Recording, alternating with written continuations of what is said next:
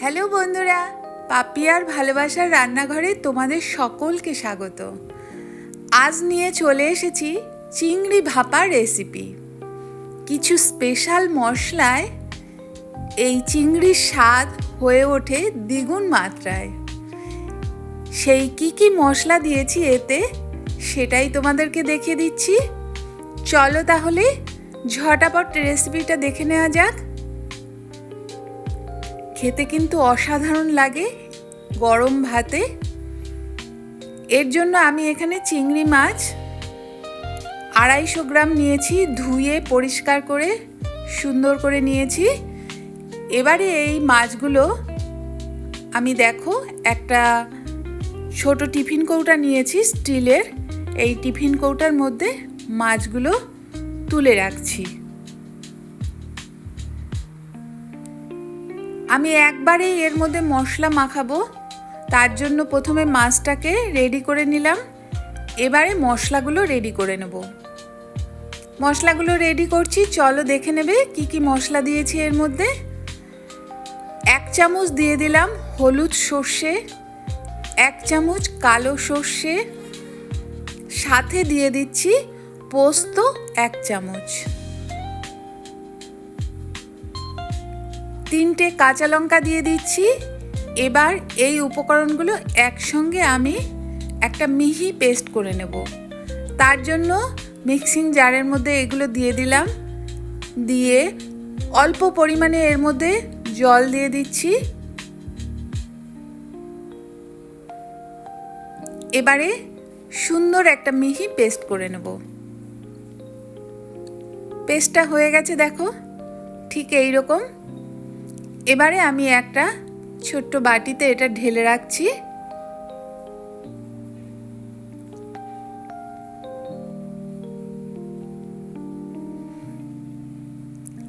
এই যে চিংড়ি মাছগুলো এই বাটির মধ্যে রেখেছিলাম, এবারে এর মধ্যে মশলাগুলো মাখিয়ে নিচ্ছি।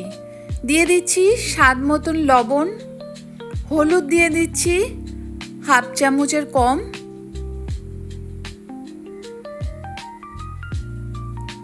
দিয়ে দিচ্ছি লঙ্কার গুঁড়ো 1/2 চামচ, একটু ঝাল ঝাল হলে ভালো লাগবে। আর যে সর্ষে পোস্তর মিহি পেস্টটা করে রেখেছিলাম এটা দিয়ে দিচ্ছি এর মধ্যে।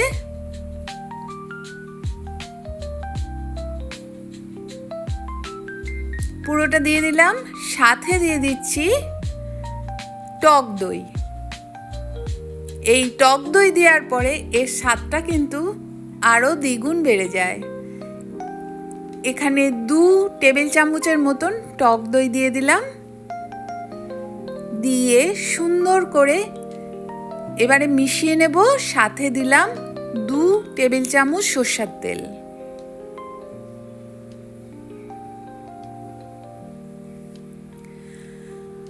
মাছগুলোতে ভালো করে মশলাগুলো মাখিয়ে নেব একদম সুন্দর করে। এর মধ্যে কিন্তু আমি জল দিচ্ছি না, এই মশলার ইয়েতেই আমি মাছগুলো কিন্তু একদম রেডি হয়ে যাবে।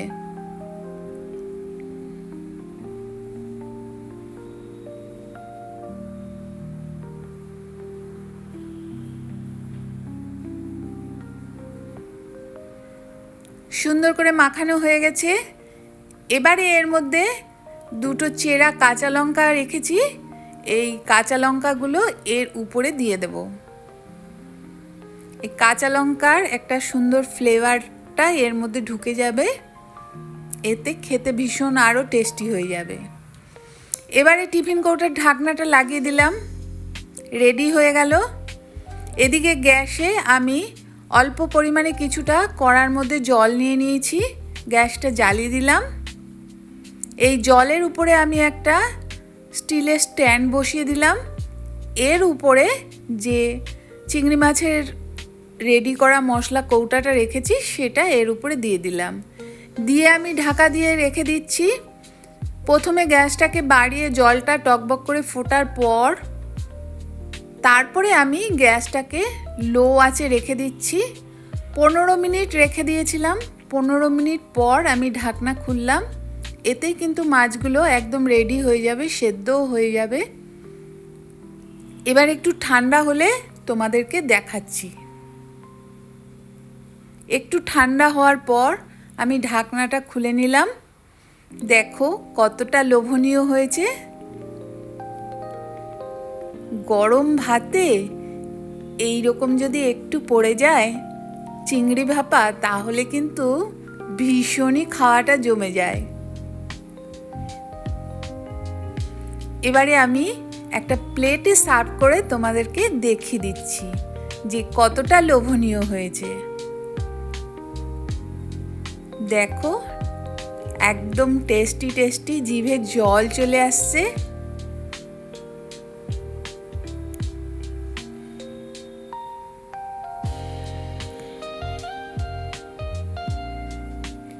রেডি হয়ে গেছে আমাদের চিংড়ি ভাপার রেসিপি। এভাবে কিন্তু তোমরাও ট্রাই করে দেখতে পারো। ভালো লাগলে একটা লাইক করো আর কমেন্ট করে জানিয়ে দিও কেমন হয়েছে। আমার চ্যানেলে যারা নতুন বন্ধু, প্লিজ চ্যানেলটি সাবস্ক্রাইব করে আমার পাশে থাকার অনুরোধ রইল। আজকের মতন এই অবধি, আবার দেখা হবে অন্য কোনো রেসিপিতে তোমাদের সঙ্গে। ততক্ষণ তোমরা সকলে সুস্থ থেকো, ভালো থেকো।